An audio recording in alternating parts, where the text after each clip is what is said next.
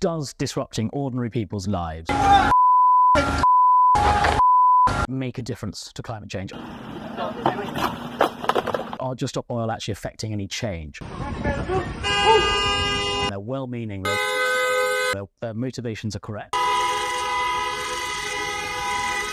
But doing what they're doing isn't actually cutting carbon emissions at all. For months now, the Just Stop Oil protesters have been increasingly infuriating the British public as they bring chaos to our streets and our lives. But this week, Archie Manners and his partner, Josh Peters, turned the table on them by taking the protest to the protesters with his Just Stop Pissing Everyone Off protest.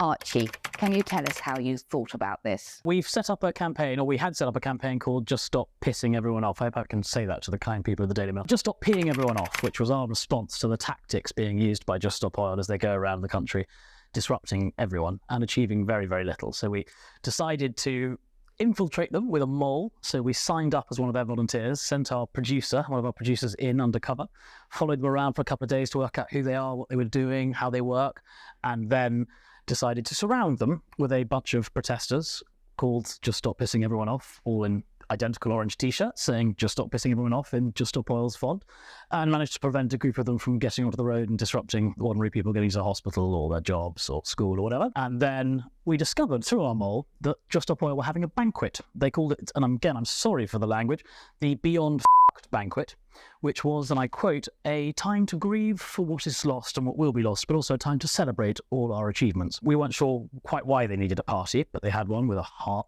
player and live music and 100% plant-based food on long tables. It was all very, very glamorous. And so we decided we would attach some personal safety alarms to some Just Stop Oil balloons with helium in them. And this banquet was taking place in a very grand church in Bow in East London, 42-foot ceilings, which meant that when we set the alarms off and let the helium balloons go, they floated quite noisily to the top of the church. So we gave them a little bit of a taste of their own medicine.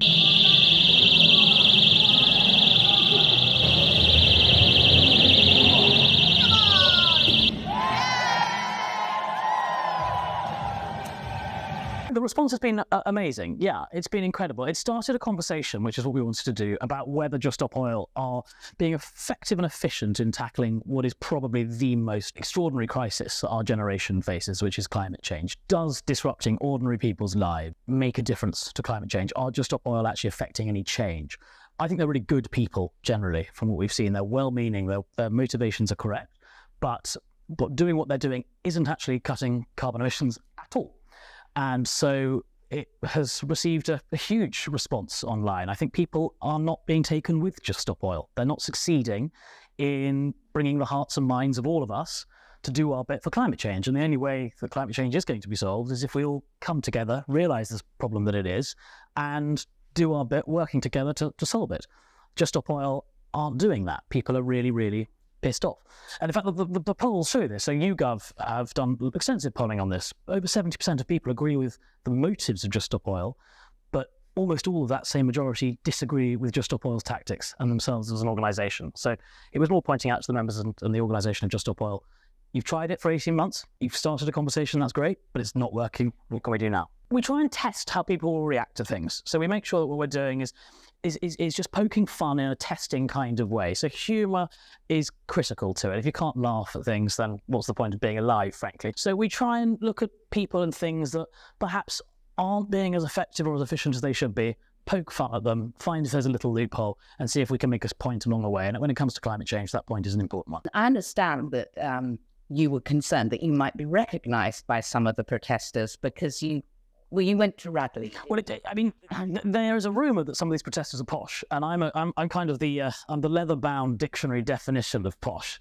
and so yes, I was slightly concerned that I might have gone to school with some of these people. As it happens, I don't think I did, but yes, they are. Some of them are. I think probably yes, but we'll take one to know one, doesn't it? But I think some of them are quite posh. Because I understand you're great friends with Lady Violet Manners. I am good friends with Violet. Yes, I don't. I mean, she's going to kill me for saying that. She doesn't want to be associated with me and this rubbish probably at all. Yeah, she's great. She often graces the pages of your fine newspaper with her antics. But no, she's a very good friend.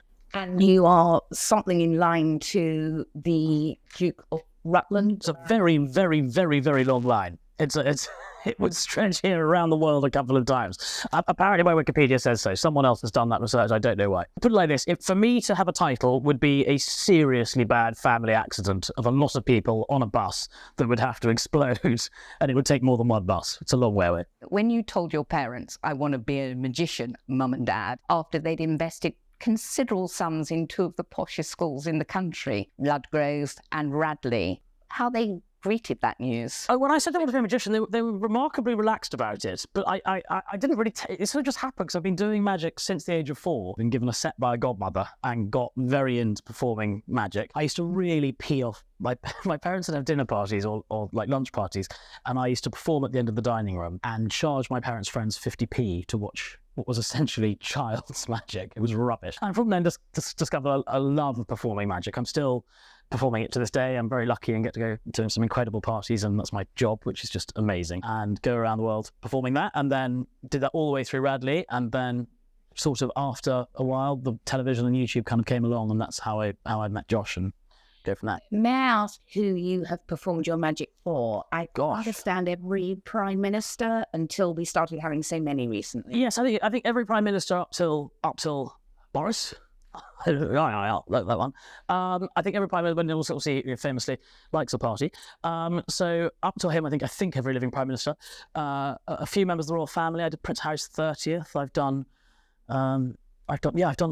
lots of exciting people. But the ones that are fun are actually the more famous the audience, the less fun they are, generally speaking. The funnest parties are the kind of 30th birthday parties in the Highlands or in Yorkshire, or they're the really fun ones, or the 21st or the 18th. That's the ones that maybe aren't necessarily full of sort of so-called important people that are much more enjoyable. I understand that you had early ambitions to go into politics.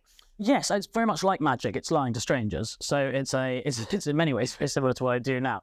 I always had that kind of political bug, but then decided that it was showbiz for ugly people, and I could actually just be ugly in showbiz, and so I've sort of moved my way across to that. Still keep an eye on it though. Still, it's better than EastEnders with roughly the same outcome. For all your good humour and hilarity and off-the-wall ideas, I understand that when you left Bristol University, you began suffering with a serious mental health issue. Are you happy to talk about that? So I don't mind talking about it at all. I'm diagnosed with obsessive compulsive disorder, which is a pretty debilitating illness when it's left untreated. I'm very lucky in that I've been able to afford to see a therapist and get myself looked after properly. I wish everyone had that access to that. I think it's the one thing I'd love to change about the NHS, is to make sure that, and successive governments have tried, but to try and make sure that mental health really does have parity in the NHS with physical health. It's probably been the making of me as well. It's very, very difficult having OCD, and people use the phrase OCD like, oh, I'm a little bit OCD in the terms of like, I don't like mismatched shoes on the floor. When you've really got obsessive compulsive disorder, it's horrific and it consumes your life. For me, very, very repetitive thoughts when I'm bad, constantly repetitive thoughts, and to the point where you can't concentrate on anything else, and that causes immense anxiety. So your heart rate then raises, your blood pressure goes up, and sometimes that can then lead to panic attacks, and sufferers of panic attacks will know that they are deeply, deeply unpleasant things. So yeah, it's pretty horrible when it's bad. I'm much better now. It may come back. I'm being well looked after, but it's something that if I could be lucky enough to have to use this interview with you to say anything, it's that if you are struggling, do seek help, because it does get better. And how supportive have your parents been? My parents have been absolutely critical to me being able to live with it, and you do live with it. It's a chronic condition. My parents have been absolutely wonderful. Above and beyond in every way. What also about their son, the eldest son? Yes. Son, you have 2 brothers. I do. About the eldest son having had, I think we worked it out, about £250,000 of education pounds worth of. Did we work that out? God, that's horrible. Really? An awful lot. Yes. So, well, I was very, very lucky to go to some amazing schools. I wish everyone could have the opportunities I had from them. Very, very fortunate is all I can say, and hopefully I can give something back and carry on. Is there any other performers in your family? Not that we know of. Maybe one day we'll find out. Oh yes.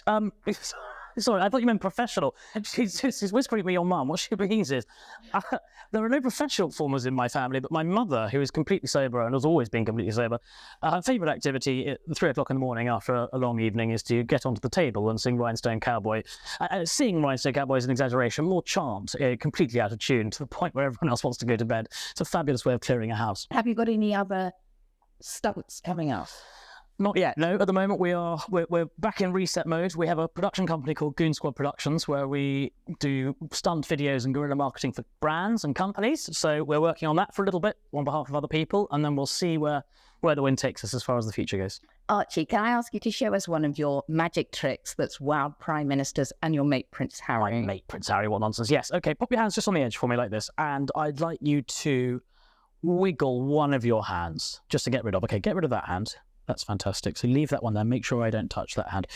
I'm going to draw on my hand a little X with a Sharpie pen, with a permanent marker. You've got that on the camera, I hope. Now, I'm not going to touch your hand. You can see the crosses here. I'm going to come above your hand, but I won't touch it. 1, 2, 3. The X vanishes from my hand.